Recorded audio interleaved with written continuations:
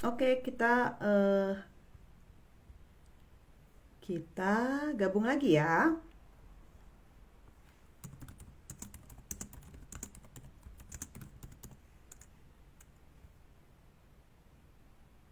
Oke, kita sambil nunggu.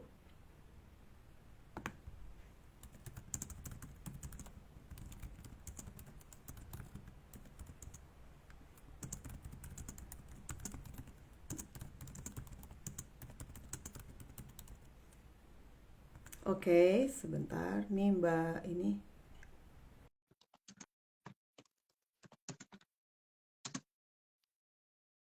Silakan Mbak.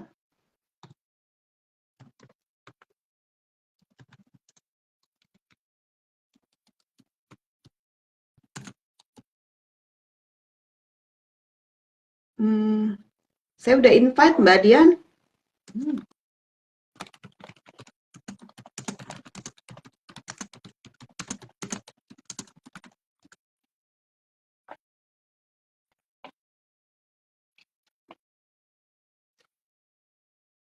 Mbak Dian bisa gabung kah?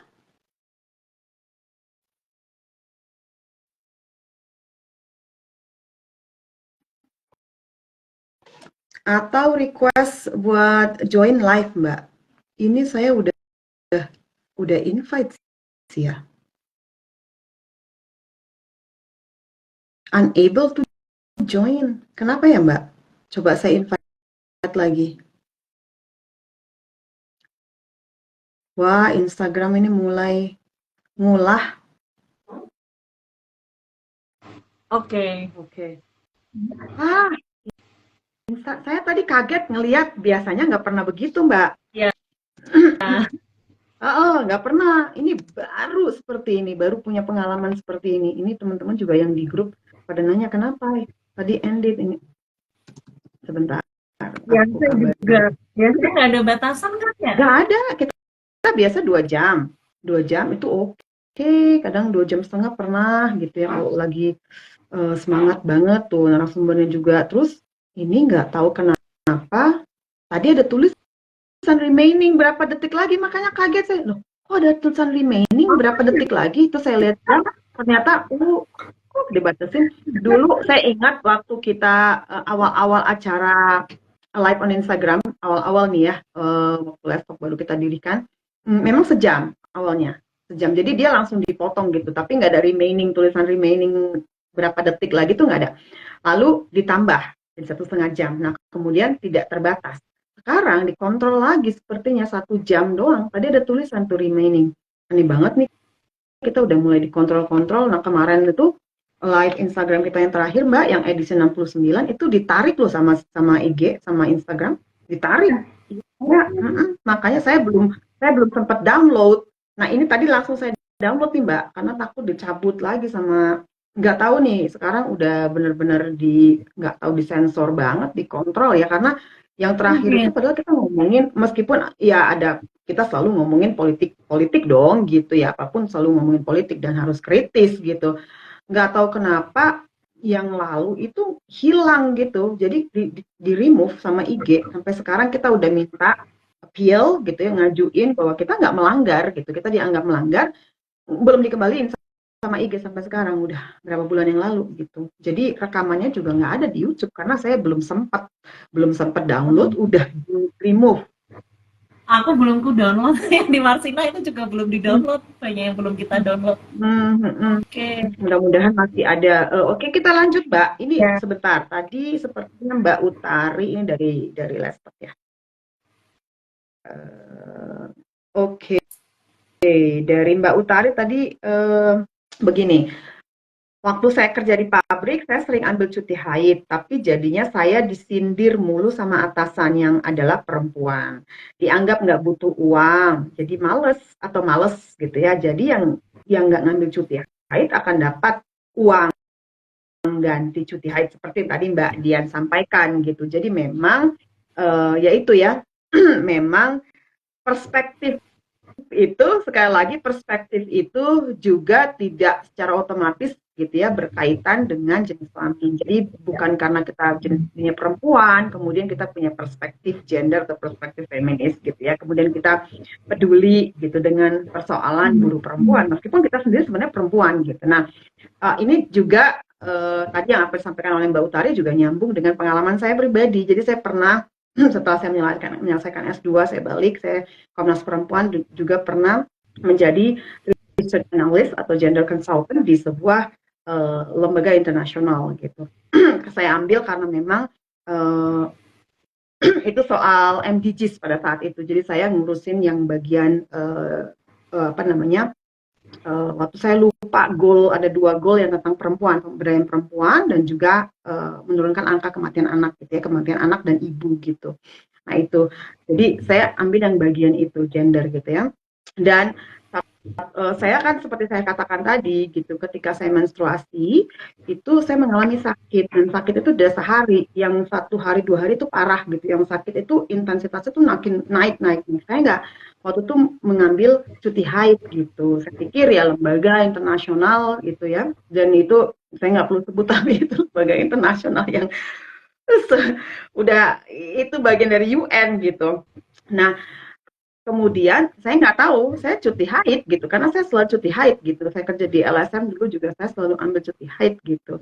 Saya nggak peduli ada atau tidak ada, tapi saya nggak bisa datang, nggak bisa mikir karena sakit. Saya harus berguling-guling, harus nungging gitu ya karena sakit, terlalu sakit perutnya gitu. Dan itu ternyata sama dengan ibu saya juga gitu pengalaman. Sampai sekarang saya masih sakit gitu. Nah, sampai saat gajian, saya nggak tahu nih Mbak Dian, tiba-tiba itu saya lihat gitu ya, saya lihat di di slip gaji itu, gaji saya kok kurang gitu Mbak, dan banyak Mbak kurangnya itu. Saya kaget, saya tanya ini kenapa gitu, ternyata dikurangi karena saya nggak masuk haid gitu. Pada saat saya haid luar biasa.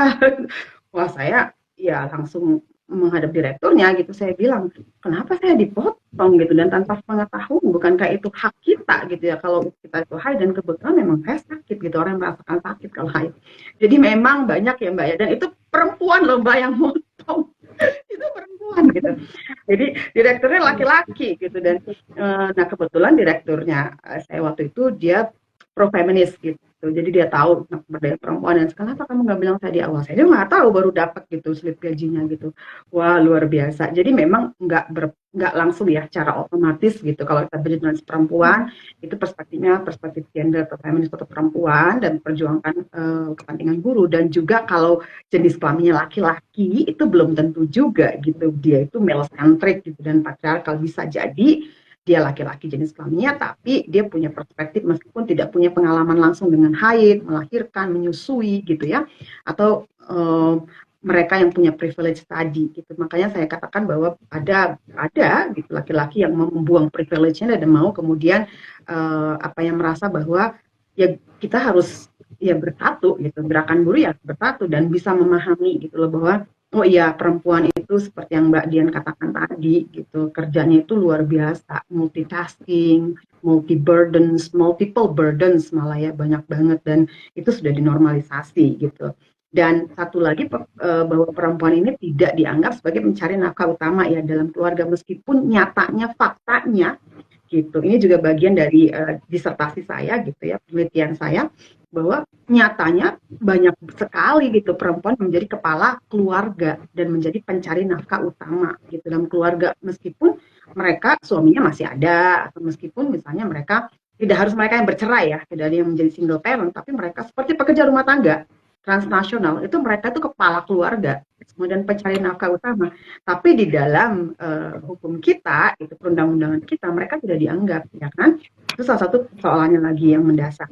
Nah, Mbak Dian, ini sekarang kita mau masuk tentang interseksi nih, Mbak. Irisan antara gerakan buruh perempuan dengan gerakan feminisme gitu. Nah, untuk teman-teman ini bagaimana bisa memahami gitu ya, bisa cerita nggak sedikit Mbak sejarah gerakan buruh di Indonesia dan perkembangannya, interseksinya dengan gerakan feminisme di mana gitu. Kalau kita buat lingkaran itu ada interseksi atau irisan-irisan itu di mana gerakan buruh, di mana gerakan feminisme, dan bagaimana gerakan feminisme ini kontribusi dalam gerakan buruh, terutama di Indonesia ya Mbak ya, kalau kita ngomongin soal Indonesia gitu. Punya pengaruh apa feminisme itu dalam sejarah gerakan buruh di Indonesia. Nah, untuk teman-teman yang join, terima kasih sudah join lagi, dan kita sekarang sepertinya dikontrol dan dibatasi. Sepertinya ini kebijakan baru Instagram ini. Saya baru ini, soalnya yang lalu enggak. Ini baru nih, kita kayaknya dikontrol lagi sejam, hanya sejam. Ini bagian dari pengontrolan dan censorship gitu ya. Memang kita nggak bisa bebas berbicara dan menggunakan ruang publik, apalagi dengan sosial media platform seperti ini. Ada pihak-pihak, kalau tadi Mbak Dian kan saya menggunakan istilah Mbak Dian, ada apalah, kalau saya bisa simpulkan, ada konspirasi antara tadi kapitalisme dan patriarki gitu ya, yang itu kemudian mereka terus mencari cara baru gitu. Kalau tadi kan Mbak Dian bilang ada gitu tadi pengganti uang, akhirnya perempuan mutusin daripada saya cuti haidnya dapat duit, mendingan saya ambil uangnya, seperti tadi pengalaman Mbak Valentina Utari gitu, ya kan. Kemudian soal pro ini Mbak, family friendly, kebijakan family friendly itu juga kan seperti itu. Jadi disediakanlah misalnya ada daycare di situ, membuat perempuan nyaman di pekerjaannya. Tapi akhirnya perempuan dari pagi sampai malam dieksploitasi. Karena apa? Karena perusahaannya itu family friendly. Jadi perempuan tuh seolah-olah memiliki gitu di perusahaan tuh betah banget, dan dia tidak merasa bahwa dia dieksploitasi dan dimanipulasi. Nah, ada beberapa buku yang pernah saya baca yang memang ini hasil penelitian di lapangan, membuat orang, ih saya betah banget nih di pabrik, saya betah banget nih di kantor gitu. Kenapa? Dia nih nggak merasa gitu dieksploitasi dan dimanipulasi. Karena apa? Karena kantor saya menyediakan ini, menyediakan itu gitu ya. Nah, itu juga bagian dari skema neoliberalisme atau kapitalisme gitu. Nah, lalu gimana Mbak interseksi feminisme ini dengan gerakan buruh dan pengaruh feminisme terhadap gerakan buruh di Indonesia, buruh perempuan di Indonesia? Silakan Mbak. Iya, kalau kita bicara interseksi ya, itu memang selalu ada fase-fasenya, selalu ada ketegangan gitu. Ada ketegangan antara gerakan buruh dan perempuan gitu ya. Sebenarnya kan ketika kelas buruh muncul di Indonesia, dimulai dari perkebunan gitu ya, industri perkebunan, perempuan itu sudah dimobilisasi untuk bekerja gitu, perempuan dan anak gitu, tapi tidak diupah. Dan apakah kemudian perempuan terlibat dalam gerakan buruh atau organisasi buruh? Itu iya gitu. Pada perkembangannya ya, di tahun 1920-an misalkan kita mengenal ada Munasyah gitu ya di Sarekat Rakyat, terus kemudian kita mengenal ada organisasi buruh Siti Sundari, sampai kemudian terlibat dalam Kongres Perempuan Indonesia gitu, dan mengangkat soal buruh di industri batik gitu. Nah, bisa diakui dan bisa terlibat itu perjuangan yang tersendiri gitu ya. Kita mengenal bagaimana SK Trimurti gitu ya, yang kemudian menjadi Menteri Buruh pertama di Indonesia, sempat membangun barisan buruh wanita itu karena ruang perempuan di dalam organisasi buruh kurang mendapatkan tempat gitu, sehingga kemudian ada yang memilih untuk membangun organisasi yang terpisah, buruh perempuan. Ada yang bahkan ada serikat pekerja, kalau serikat pekerja perempuan bukan ya, tapi organisasi buruh perempuan yang terpisah gitu. Bahkan ada yang membangun, kalau nggak salah membangun partai perempuan gitu Indonesia gitu. Nah, kenapa itu muncul? Itu adalah bentuk strategi bagaimana perempuan bisa mendapatkan ruang. Ketika kemudian di dalam organisasi membentuk departemen perempuan, itu juga butuh perjuangan ya.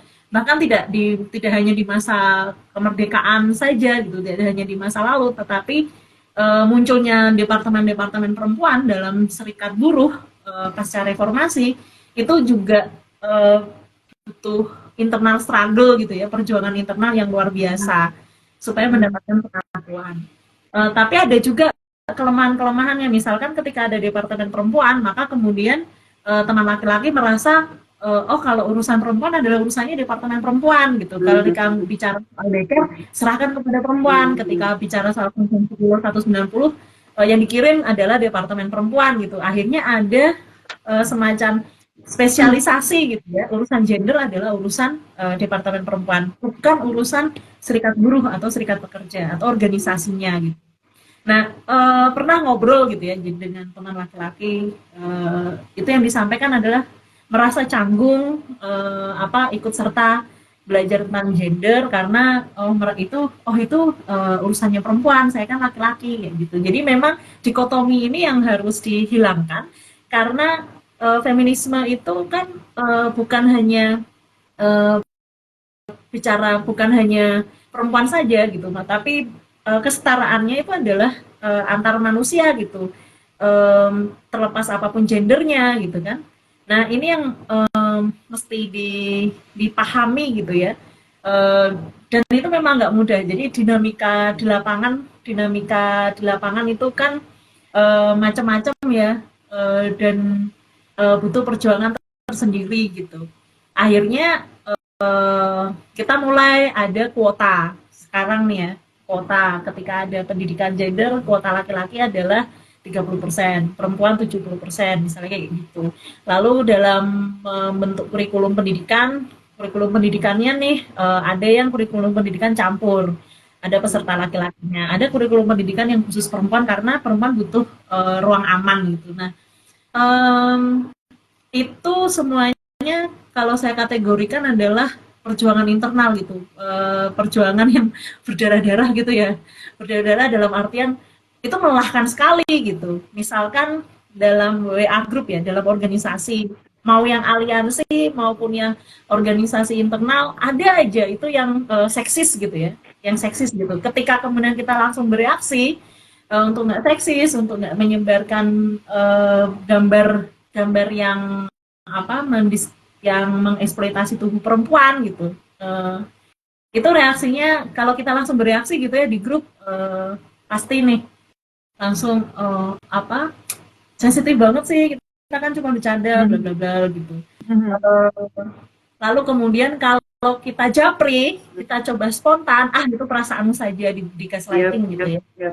Nah itu bukan hanya di Baper gitu ya. internal organisasi, tapi juga di aliansi atau di gerakan buruh yang itu aliansi antar organisasi itu ya. Dan itu kan eh, namanya budaya ya, namanya ekspresi harian semacam itu hampir tiap hari gitu.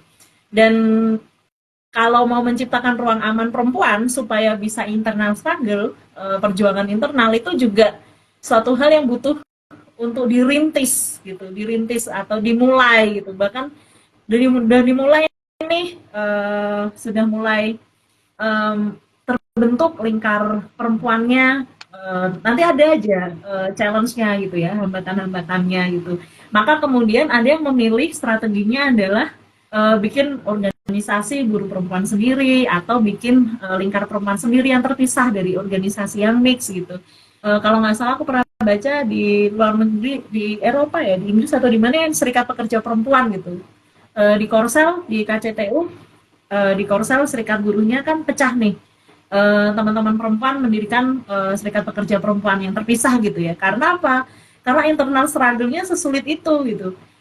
Kita untuk mendapatkan ruang untuk diakui gitu ya, bahwa kita bisa memimpin gitu, itu harus membuktikan berkali-kali lipat gitu. Untuk rapat kita mau didengar, itu suaranya harus kencang gitu, harus kencang, harus keras seperti laki-laki gitu, harus maskulin gitu.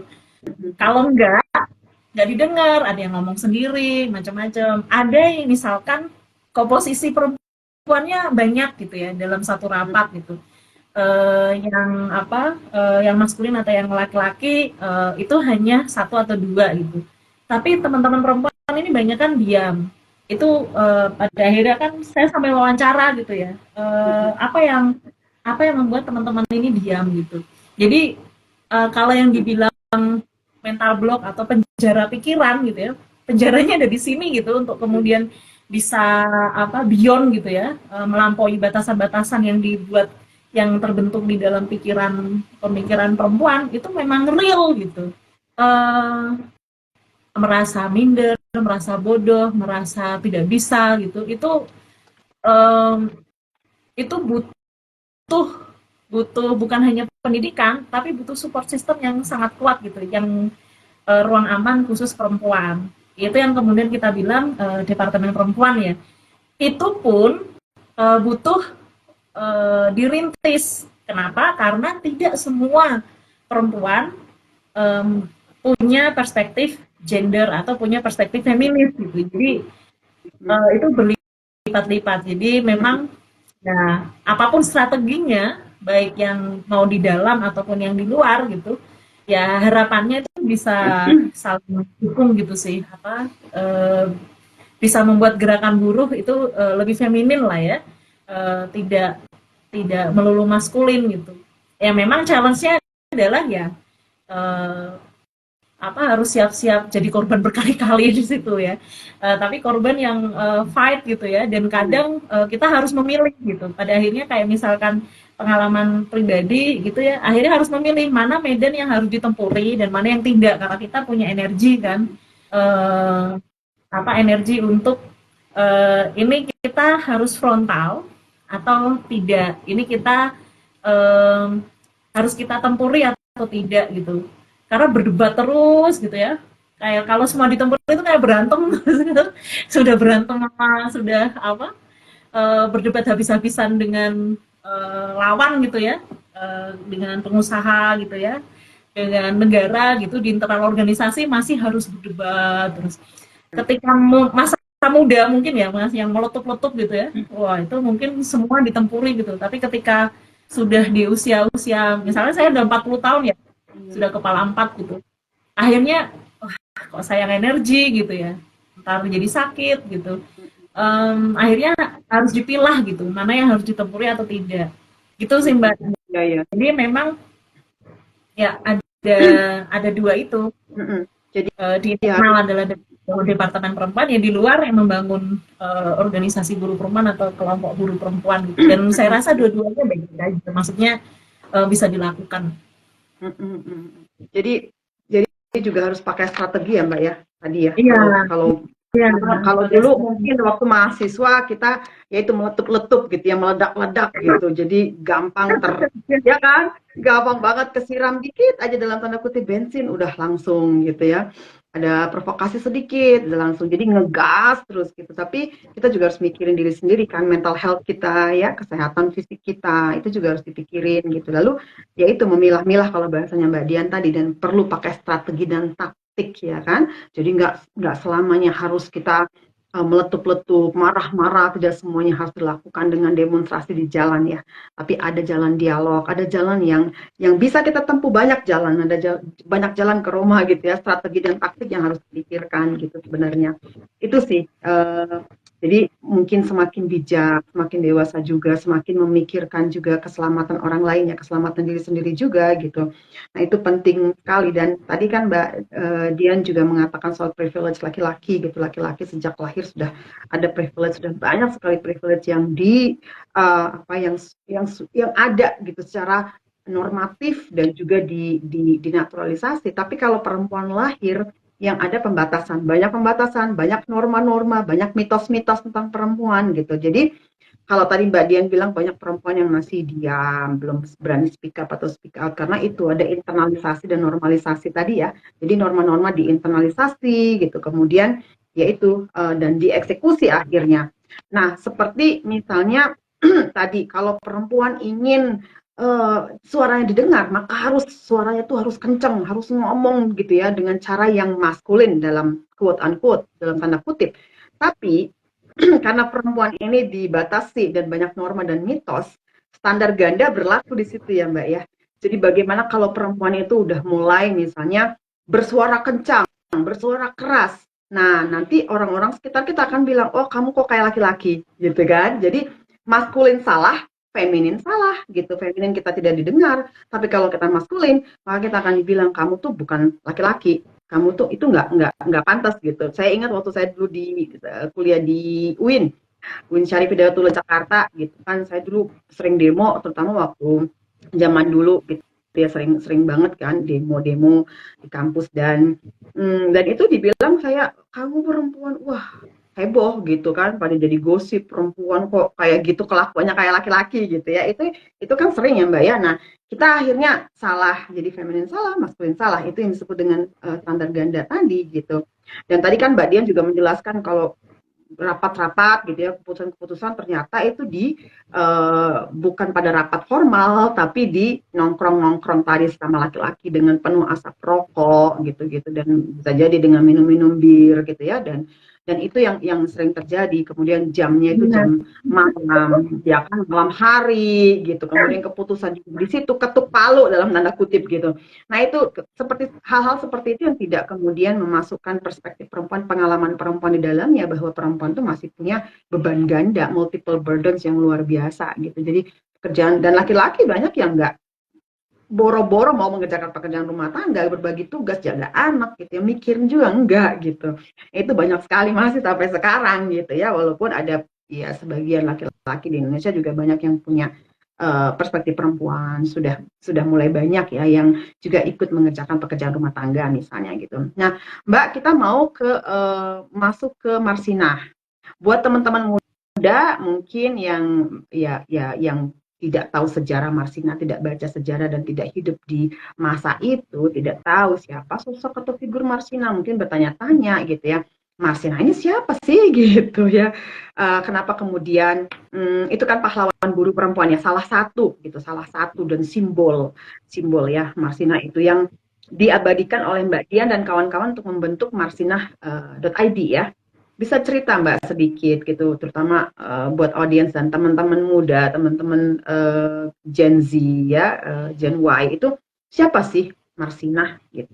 Apa yang diperjuangkan Marsinah? Mengapa sosoknya menjadi penting di dalam gerakan buruh, terutama kalau kita ngomongin tentang gerakan buruh perempuan. Jadi Marsinah itu siapa? Itu yang pertama. Yang kedua, Mbak Dian bisa juga nyambung langsung dengan Marsinah.id. Bagaimana terbentuknya, sejarahnya seperti apa, idenya sejak kapan didirikan, di mana lokasinya, siapa saja, dan tujuannya apa. Lalu kaitannya apa dengan Marsinah, sosok Marsinah tadi yang menginspirasi Marsinah.id. Silakan Mbak, itu pertanyaannya.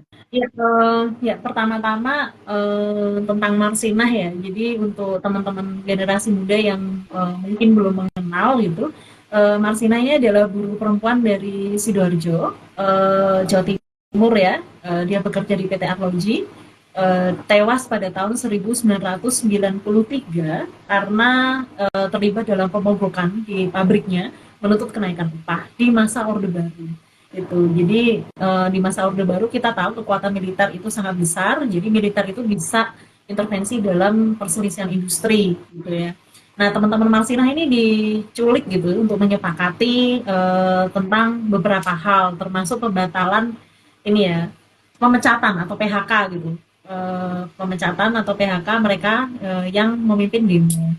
Nah, Marsinah ini berani melabrak kodim ya, melabrak tentara, eh, melabrak kantor militer, mempertanyakan tentang keberadaan temannya, dan itulah terakhir Marsinah ditemukan hidup setelah 3 hari ditemukan tewas gitu. Dan berdasarkan keterangan dokter pada waktu itu, dokternya sudah meninggal, gitu. Dia sempat memberi keterangan bahwa eh, darah yang jumlahnya cukup besar di perut jenazah Marsinah itu adalah karena peluru. Jadi ditembak dari sini tembus ke ditembak dari vagina, lubang vagina tembus di sini, dan itu menyebabkan rahimnya itu pecah gitu. Nah, itu adalah bentuk pemerkosaan gitu, bentuk pemerkosaan, dan sudah diperjuangkan untuk pengusutan kasusnya. Tapi seperti pelanggaran-pelanggaran HAM berat lainnya, kasus Marsinah tidak dinyatakan sebagai tidak diakui sebagai pelanggaran HAM. Pabriknya juga sudah terendam oleh lumpur lapindo gitu. Dan sebenarnya menjadi deretan panjang pelanggaran HAM berat yang oleh negara kita itu tidak pernah diakui, dari kasus 65, lalu kemudian pembunuhan Munir, Udin, sampai kemudian Marsinah dan hilangnya aktivis-aktivis yang diculik pada tahun 1998. Jadi kasusnya tidak pernah terungkap gitu, dia dibunuh oleh siapa. Nah, um, dia kasusnya itu penuh drama ya, penuh drama dalam artian berapa kali gitu kuburnya, jenazahnya dibongkar, ada pengadilan yang direkayasa gitu. Eh, tapi secara tidak langsung kita tahu bahwa kekuasaan ada di belakangnya gitu, ada di belakang pembunuhan Marsina. Dan kenapa kemudian namanya kita abadikan supaya tidak lupa gitu. Ini salah satu bentuk bagaimana untuk merawat ingatan tentang Marsina gitu. Dan Marsina bukan hanya milik Marsina ID aja atau Marsina FM karena kita abadikan itu ya. Marsina adalah milik kita semua gitu. Kita semua masyarakat Indonesia gitu yang memang menginginkan supaya keadilan itu terus hidup atau juga hak buruh perempuan itu dihormati ya dan dihargai, dan Marsinah itu menjadi inspirasi gitu ya. Marsinah ini kan cerminan buruh perempuan biasa yang lahir dari keluarga miskin, lalu kemudian punya cita-cita untuk sekolah hukum, dia bercita-cita untuk sekolah hukum gitu sambil bekerja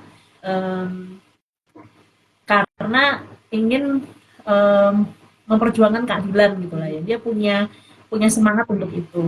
Dia bukan pengurus serikat, bukan aktivis buruh, bukan pimpinan gitu ya. Tetapi dia adalah cerminan buruh perempuan yang tergugah gitu ketika haknya direbut, dan dia membela teman-temannya. Itulah alasan kenapa dijadikan nama gitu ya, Marsina FM, radio gitu. Kenapa radio pada waktu itu adalah ya karena saya sebelumnya adalah wartawan radio gitu ya, dan saya mencintai radio sebenarnya. Sampai sekarang pun ya gitu, tapi apa susah banget gitu ya karena ini sekarang adalah digital gitu, dan analog sudah sangat susah. Ketika Marsina FM berdiri itu satu-satunya radio komunitas yang tersisa, dan pada akhirnya harus diakui kita tidak mendapatkan tempat gitu. Saluran khusus radio komunitas sudah diambil untuk polisi, untuk ini mengatur lalu lintas, lalu kemudian kita sempat pindah sebenarnya siaran lagu ya, siarannya itu dipindah ke Facebook, tetapi juga terbatas gitu. Dan harus diakui juga membangun radio komunitas atau media komunitas itu punya challenge-nya sendiri ya, karena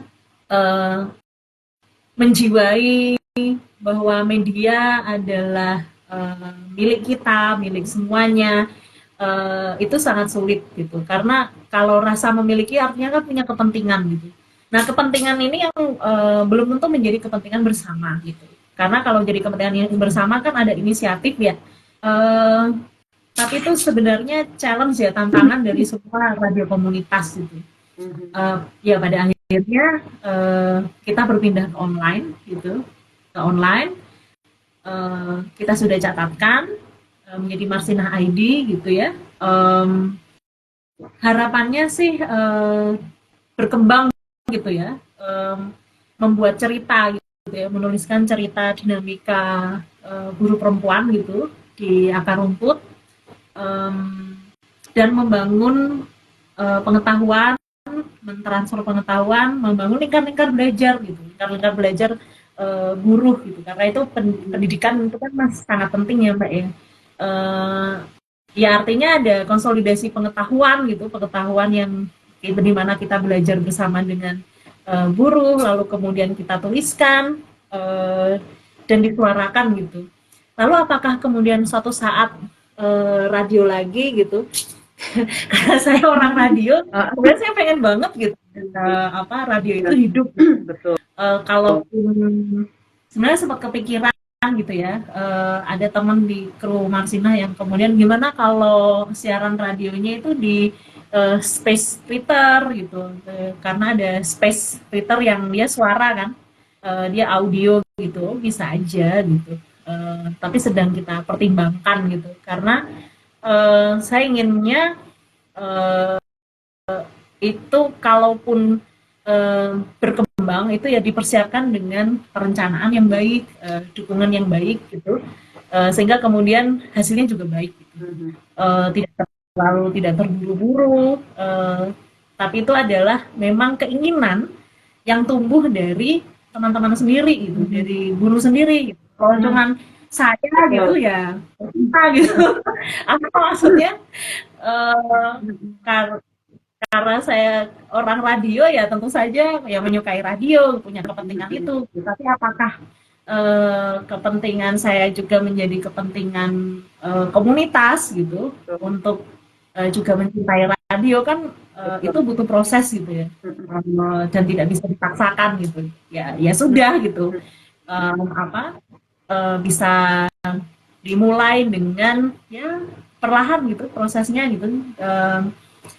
Kan kalau dulu mungkin mikirnya perubahan esok hari ya, tapi sekarang dengan situasi yang sedemikian sulit gitu ya, sedemikian sulit, ada undang-undang cipta kerja, terus kemudian sekarang kerjanya harian, teman-teman buruh itu kontraknya 20 hari, jadi masuk kerja udah kepikir besok bulan depan aku di PHK nggak ya, diperpanjang nggak ya kontraknya gitu. Atau Betul. yang freelance, aku hari ini dapat klien, besok masih dapat klien nggak ya, aku membutuhkan untuk peningkatan skillnya di mana ya, sama siapa ya gitu. Situasi sekarang ini memang mesti dijawab dengan menurut saya dan ideologisasi, ideologis apa, ideologi kelas pekerja, kelas buruh gitu. Karena kalau tanpa itu maka kemudian ya kita akan berkompetisi menyelamatkan diri sendiri gitu. Dan merasa sendirian gitu, jadi memang berkolektif itu penting banget gitu. Mau sebesar cawan gitu ya, cuman sedikit nggak apa-apa gitu, yang penting berkolektif, dan menyampaikan atau meluaskan gagasan. Gagasan apa ya? Gagasan politik gitu untuk melakukan perlawanan gitu. Jadi uji coba politik dari beragam kelompok, saya rasa itu penting. Tapi mungkin suatu saat semoga ada konsolidasi ya, konsolidasi gagasan-gagasan itu supaya menjadi sesuatu gitu, apa kekuatannya itu dia matang dan menyatu gitu. Dan kalaupun ada gerakan massa gitu ya, gerakan massa politik yang besar itu memang karena dia genuine, ada konsolidasi, dan ini menjadi kekuatan pukul yang sangat besar seperti tahun 98 atau kemudian momentum-momentum lainnya ya, dan saya yakin itu ada di tangan anak muda. Suatu saat genuine ya ada di generasi muda.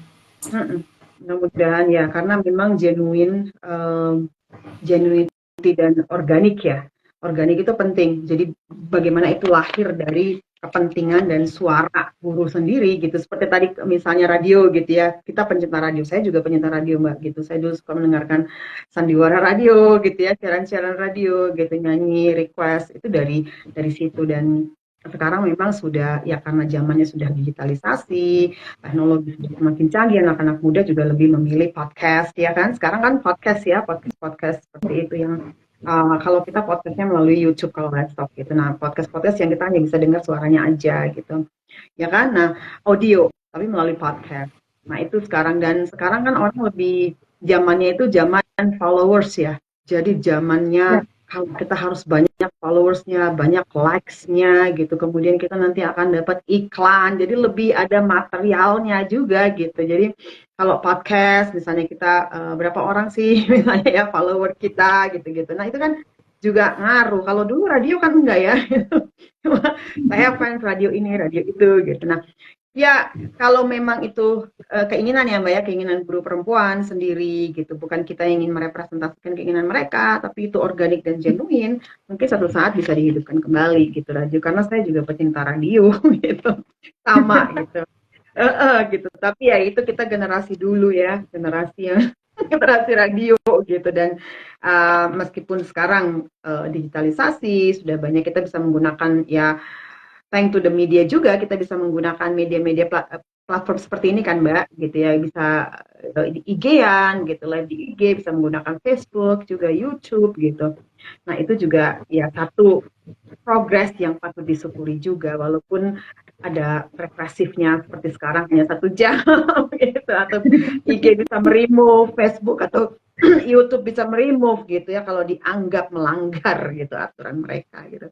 Ya tetap ada represif gitu. Dan dibatasi gitu ya, kebebasan berekspresi kita. Mbak, tadi Mbak Dian sempat menyinggung soal Omnibus Law, dan saya juga tadi sempat di awal juga ngomong kalau kita akan ngomongin sedikit tentang Omnibus Law, gitu ya Mbak. Nah, ini kan Omnibus Law, Undang-Undang Cipta Kerja itu sudah disahkan dan dengan waktu yang seperti loro jonggrang, cepat banget ya. Nah, ini banyak kontroversi. Mungkin teman-teman tahu ya, banyak yang tahu kontroversinya apa, termasuk ya, secara khusus terkait dampaknya pada hak-hak buruh, ya, terutama buruh perempuan. Bisa dijelaskan Mbak ke kita, terutama untuk anak-anak muda juga gitu, dan ini juga ada dokumentasinya nanti dari perspektif advokat dan advokat buruh gitu ya. Mbak Dian kan termasuk yang mengadvokasi buruh gitu ya. Itu seperti apa Mbak? Mengapa Undang-Undang Cipta Kerja ini kemudian memberikan dampak buruk pada hak-hak buruh, terutama buruh perempuan secara khusus? Itu di mana kontroversinya dan di mana yang harus kita perjuangkan dan kita tidak setuju dengan Undang-Undang Omnibus Law ini? Silakan Mbak.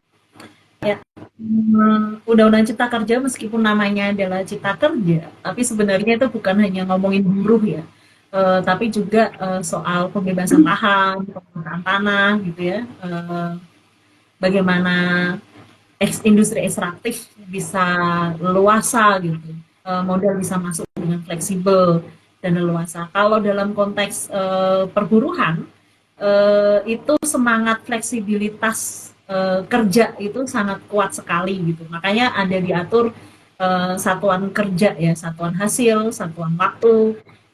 Itu yang kemudian membenarkan bahwa kita diupah itu berdasarkan satuan jam. Gitu. Nah, dengan ilusi produktivitas gitu. Jadi semakin produktif, semakin panjang jam kerja gitu, tapi upahnya semakin hancur karena dihitung per satuan jam. Jadi kalau misalkan kita ke toilet gitu ya, dalam artian kita sakit, misalkan haid gitu, atau sedang hamil gitu ya. Kalau sedang hamil kan berkali-kali ke toilet gitu. Produktivitasnya tak terhindarkan itu menurun gitu, targetnya itu menurun. Nah, itu bisa kemudian mempengaruhi upah. Itu sudah kemudian menjadi dalam prakteknya itu menjadi no work no pay gitu, tidak kerja tidak dibayar. Nah, ini yang padahal upahnya bulanan gitu. Jadi kalaupun upahnya bulanan sebulan UMP, tapi kalau misalkan tadi seperti Mbak Ira tadi ya cuti haid gitu, berapa hari dipotong upah, lalu kemudian kalau kita haid sakit gitu ya harus istirahat ke UKS misalkan, ke klinik di tempat kerja, upah bisa dipotong. Kenapa? Karena persatuan jam. Nah, juga soal ganti hari. Ganti hari. Saya mau bilang ketika hari libur, tanggal merah atau pemilu nanti gitu, itu kan harusnya dihitung lembur ya, tetapi banyak perusahaan yang mempraktekkan ganti hari. Itu apa? Supaya kemudian tidak dihitung lembur. Karena yang harusnya masuk hari Minggu, tanggal merah karena itu tanggal merah, maka kemudian diganti hari nih di hari biasa yang itu tanggal hitam.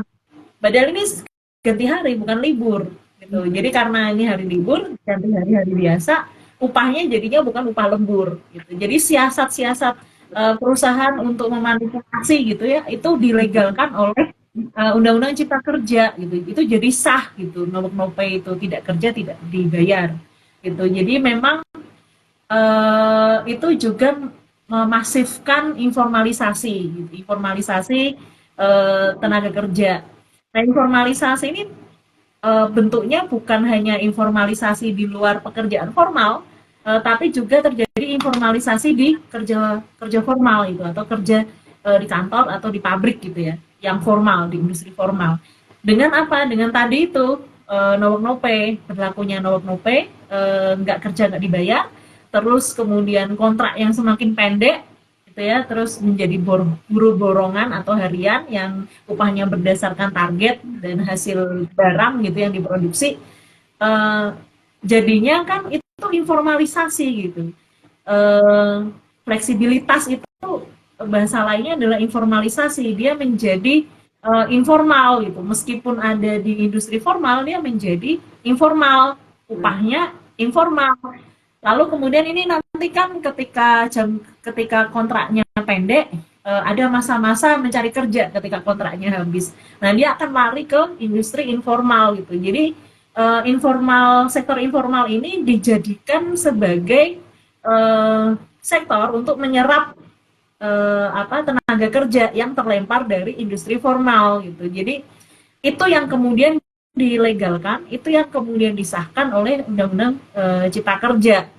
Mau balik ke kampung, ke kampung halaman, tanahnya sudah jadi ekstraktif untuk tambang nikel, untuk tambang batu bara gitu. Yang itu kontrak tanahnya itu bisa sampai 100 tahun gitu ya. Yang usia kita, oh itu berarti sampai anak cucu kita itu sudah kehilangan tanah gitu. Jadi kita nggak punya alat produksi, kita hanya punya tenaga kerja, kita juga nggak punya lahan untuk tinggal gitu. Jadi sebenarnya bumi ini kita itu ya sudah nggak punya tempat berpijak gitu, dan itu kan mengerikan sekali ya. Eh, ini sebagai cerminan aja ya, zaman misalkan orang tua saya gitu, keluarga gitu ya, orang tua saya bisa merencanakan atau menabung, merencanakan untuk sekolah anak gitu ya, selama sampai universitas gitu atau sampai SMA gitu. Sekarang boro-boro eh, generasi saya gitu, 90-an ya, generasi 90-an, jangankan merencanakan untuk eh, nabung gitu ya, ini dana untuk 10 tahun kemudian, atau 15 tahun kemudian. Nanti kalau saya lansia, saya sudah punya uang pensiun sekian. Kan nggak ada. Jangankan uang pensiun gitu. Karena kerjanya aja harian gitu kan. Dan itu negara nggak menanggung loh. Negara nggak menanggung. Ketika kita sudah semakin aus tenaga kerjanya, sudah tidak dianggap, sudah nggak produktif, ya dilempar. Tanggung jawabnya siapa? Keluarga. Di keluarga itu siapa? Lagi-lagi perempuan gitu. Nah, itu yang kemudian eh, semakin jadi tidak pasti dan tidak terjamin dengan adanya Undang-Undang Cipta Kerja. Kayak misalnya BPJS, itu kan yang ditanggung adalah pekerja formal, karena ada syaratnya bisa mengiur minimal 1 tahun. Nah, kontraknya aja nggak nyampe 1 tahun, dia kontraknya 20 hari gitu. Ini udah nggak memenuhi syarat. Itu sih Mbak. Jadi Betul. ya, Undang-Undang Cipta Kerja ini titik kekalahan gerakan buruh dan gerakan rakyat yang paling krusial gitu ya Betul. di masa Jokowi. Jadi ya Betul. Mm-mm. Banyak yang periode. mm-mm. Kontraknya 20 hari, 10 hari, dengan seminggu, yang part time itu ya nggak masuk di sana ya Mbak ya, dan itu benar-benar kekalahan kita semua sebenarnya sebagai gerakan sipil di Indonesia ya. Nah Mbak, ini kita punya waktu sepertinya 15 menit lagi sebelum kita dipotong sama IG, saya kesel. Oke, ini kita mau ngomongin RUU, perlindungan pekerja rumah tangga nih Mbak. Ini juga mengalami nasib yang berseberangan dengan Undang-Undang Cipta Kerja ya, yang sangat justru sangat cepat seperti Dono Jonggrang tadi diciptakan gitu ya, disahkan. Nah, ini sudah hampir lebih 20 tahun Undang-Undang, hampir 20 tahun PPRT ini mandek ya, mangkrak gitu DPR, dan belum ada tanda-tanda disahkan. Dan ini nggak mungkin, kita udah mau pemilu, pergantian presiden, pergantian lagi kan pemerintahan gitu. Nah, dari perspektif perburuhan nih, perspektifnya Mbak Dian juga, apa sih sebenarnya akar utama dari kemacetan RUU PPRT ini Mbak? Bagaimana kemudian gerakan buruh sejauh ini bersikap terhadap RUU PPRT ini? Apakah kemudian ada suara-suara yang cukup kuat dari gerakan buruh untuk mendukung RUU PPRT? Bagaimana konsolidasi, koordinasi gitu ya, kesulitan gerakan buruh untuk mendukung disahkannya RUU PPRT ini gitu. Secara singkat sebelum kita masuk ke pemilu, pertanyaan di sesi terakhir kita. Silakan Mbak. Ya, rancangan undang-undang PPRT ini kan menuntut pengakuan kerja rumah tangga ya, dan itu pertarungan kelas dan gendernya sebenarnya sangat terlihat. Jadi wajar itu maksudnya begini, ketika kemudian yang duduk di DPR itu tidak enggan gitu ya, atau pemerintah atau penguasa itu enggan untuk mengakui pekerja rumah tangga sebagai pekerja, karena memang mereka punya kepentingan gitu, punya kepentingan untuk uh, tidak mengakui itu. Jadi saya mau cerita ketika audiensi di DPR gitu. Waktu itu salah satu anggota dewan dari eh, salah satu partai dia ngomong gini, nanti kalau pekerja rumah tangga diakui, ini dong, pekerjaan informal lainnya juga minta diakui gitu. Artinya apa? Sebenarnya kepentingannya adalah tidak mau mengakui gitu. Eh, Pekerja rumah tangga. Jadi masih mempertahankan pekerja rumah tangga dalam lingkup budaya informal gitu ya, sebagai bagian dari keluarga, yang kemudian itu penghalusan dari sistem perbudakan. Nah, kepentingan kelasnya itu kelihatan gitu karena memang kelas pekerja rumah tangga sebagai bagian dari kelas pekerja itu berhadapan dengan kelas pemodal yang mayoritas ada di DPR gitu, yang juga mempunyai pekerja rumah tangga, mempunyai PRT gitu, yang mereka nggak mau kekuasaannya itu direnggut gitu. Mereka nggak mau kehilangan kontrol atau kekuasaan terhadap pekerja rumah tangga yang melakukan kerja-kerja domestik, kerja-kerja di ranah rumah tangga yang sangat eksklusif gitu ya dan private, di mana mereka bisa leluasa melakukan eksploitasi secara ugal-ugalan. Nah itu kepentingannya jelas banget Mbak. Jadi wajar kalau kemudian 20 tahun, wajar dalam artian sesuai dengan kepentingan kelasnya ya, itu sampai 20 tahun. Sangat berkebalikan dengan Undang-Undang Cipta Kerja yang meskipun sudah kalah di MA gitu ya, tapi dikejar tuh di MK ya, dikejar terus sampai kemudian dimanipulasi supaya kemudian bisa disahkan gitu. Itu segala cara segala cara dilakukan supaya segera cepat disahkan. Itu kan berkontradiksi ya. Karena sesuai dengan kepentingan kelasnya gitu sih. Dan salut dengan teman-teman PRT ya, Jana PRT, Mbak Lita dan teman-teman yang masih sampai hari ini aktif di depan DPR. Oke. Makasih Mbak. Nah kita mau masuk soal pemilunya nih, gitu. Nah dalam salah satu tulisan Mbak Dian, ini kan kita KCIF Kartini Conference on Indonesian Feminism gitu yang tahun lalu kita selenggarakan, nanti akan kita luncurkan mudah-mudahan di 21 April ya, tepat hari Kartini gitu. Nah ini sekarang dalam proses gitu di penerbitan. Nah ini kan Mbak Dian menulis ya, mengirimkan tulisan dan di situ disebutkan tentang berbagai strategi buruh perempuan yang terjun ya di dalam arena pemilu ya saat ini, yang kemudian menjadi caleg dan ini pemilu sebentar lagi. Nah, sejauh mana sih Mbak sebenarnya para buruh perempuan yang menjadi caleg ini menjadi pelajaran bagi penguatan gerakan buruh perempuan Indonesia, Mbak? Ya, saya menyampaikan ini adalah juga jadi satu layer lagi gitu ya, internal struggle atau perjuangan internal dari teman-teman buruh perempuan untuk kemudian sebagai caleg dapat nomor urut, terus kemudian supaya tidak ditempatkan sebagai hanya memenuhi kuota 30%.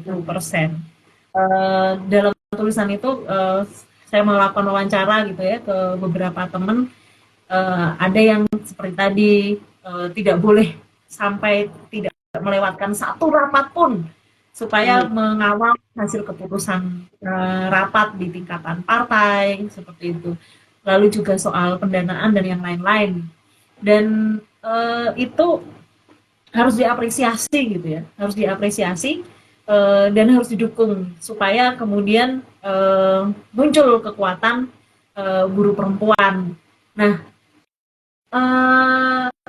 tapi bagaimana caranya itu tidak terbatas pada pemilu saja. Gitu. Maksudnya tricky ya, pemilu itu kan 5 tahunan gitu. Ketika kemudian kita mengintervensi politik praktis, maka kemudian terkuras energinya dalam momentum 5 tahunan ini. Nah, bagaimana kemudian yang sudah dibangun dalam respon 5 tahun itu dia tidak rontok gitu.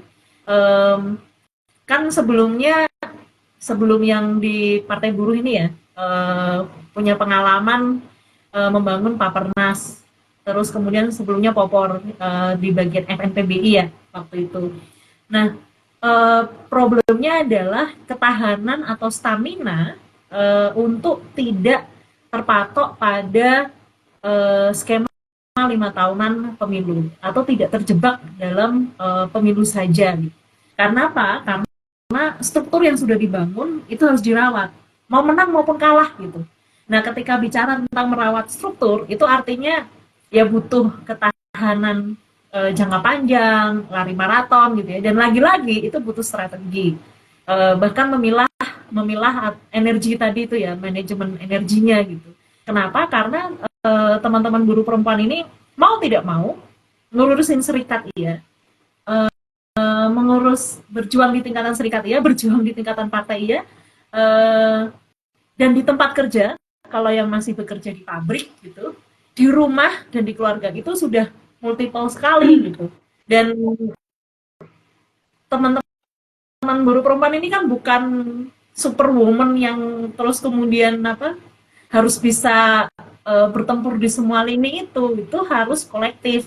Jadi saya sedang berpikir pentingnya membangun kaukus buruh perempuan, kaukus aktivis buruh perempuan gitu, yang saling menciptakan sistem support system gitu supaya eh, apa daya lentingnya, daya tahannya itu bisa staminanya bisa panjang gitu. Staminanya bisa panjang dalam artian secara fisik, secara mental, secara finansial gitu. Karena harus diakui teman-teman ini kan bekerja sukarelawan ya, itu nggak ada upah, nggak ada upahnya. Terus kemudian ada beberapa beberapa bulan lalu gitu ya, ada teman caleg gitu yang di Bandung, di Jawa Barat gitu ya, telepon, ternyata lagi sakit di infus gitu. Dan apa sakit ginjal gitu ya. Dan sudah sekitar hampir seminggu gitu di opnam. Dan itu berulang berapa bulan kemudian gitu karena eh, memutuskan untuk tidak operasi gitu ya, tapi pengobatan alternatif gitu. Nah, hal-hal semacam ini itu masih ditanggung secara pribadi gitu oleh kawan-kawan buruh perempuan, secara pribadi dan secara keluarga gitu, oleh keluarganya masing-masing. Dan ketika itu menjadi urusan privat, maka kemudian itu menjadi beban personal gitu. Nah, bagaimana supaya beban personal ini menjadi beban kolektif yang setiap serikat pekerja atau serikat buruh atau kelompok buruh ini tidak semuanya departemen perempuannya atau komite perempuannya atau lingkar perempuannya itu hidup gitu Mbak, apa punya punya sistem gitu ya sebagai support system yang kuat gitu, karena untuk menjadi kuat itu artinya kita yang harus merintis duluan gitu. Nah itu yang kemudian apa menurut saya ya pentingnya membangun kaukus gitu, kaukus aktivis buruh perempuan lintas organisasi.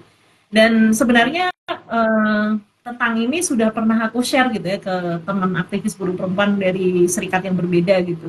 Lalu begini, tapi kan kita sudah punya serikat gitu. Ada prasangka-prasangka gitu ya. Kan sudah punya serikat dan juga ada kekhawatiran ketika membangun kaukus buruh perempuan lintas serikat itu, ada kekhawatiran nanti kalau misalkan diprotes oleh pimpinan di serikatnya, lalu kemudian memunculkan pembatasan-pembatasan gitu ya, ada protes gitu, menyalahi mekanisme organisasi dan lain sebagainya. Tapi saya rasa itu mesti itu menjadi salah satu alternatif gitu ya. Karena butuh dipijat secara fisik dan mental. Apa butuh teman berbicara, butuh untuk kemudian apa saling dukung gitu. Ini harus bagaimana mengatasi problem-problemnya. Karena kalau itu menjadi tanggung jawab pribadi, oh itu bisa kebayang gitu. Kolektif ya, berkolektif sekali lagi. Oke, ini saya takut dipotong lagi nih, nervous. Dipotong bentar lagi. Oke, sebelum saya sampai ke pertanyaan terakhir gitu ya, nanti saya mau menyampaikan pengumuman dulu untuk kegiatannya Livetalk gitu. Ini Livetalk juga voluntarisme ya, aktivisme voluntarisme, jadi kita nggak lagi bayar dan justru sering yang membayar gitu. Jadi kegiatan-kegiatan Livetalk itu nggak ada yang berbayar kecuali kita menyediakan juru bahasa isyarat ya untuk mengganti kuota gitu. Dan kita nggak punya funding sama sekali, nggak ada sistem donasi sama sekali, nggak ada sistem apa iuran atau apapun gitu. Nah teman-teman untuk IG selanjutnya tanggal 2 Maret ya di jam yang sama jam 19 dengan Daniel Simatupang dari Pira Sebaya, dan ini anak muda yang punya kepentingan punya apa ya ya punya perspektif gender meskipun laki-laki gitu jenis kelaminnya gitu, dan tadi hadir sempat memberikan pertanyaan ke Mbak Dian. Itu untuk IG selanjutnya live Saturday Night with Lifestyle Live on Instagram edisi yang ke-71, kemudian di tanggal 17 Maret Sabtu. Oh, sudah 26 tuh kan saya diingetin, Mbak. Nggak bisa saya bertanya yang terakhir. Nah, tanggal 17 Maret akan ada kegiatan diskusi buku SCAR gitu ya oleh Mbak Ayu. Oke, terima kasih semua, Mbak. Ini akan dipotong sebentar lagi sama IG. Terima kasih untuk semua audiens. Terima kasih, Mbak Dian. Selamat Ya, beristirahat. Sampai ketemu ya di kegiatan live berikutnya. Makasih banyak. Dadah. semangat. Semangat, Mbak. Salam buat Ya. teman-teman.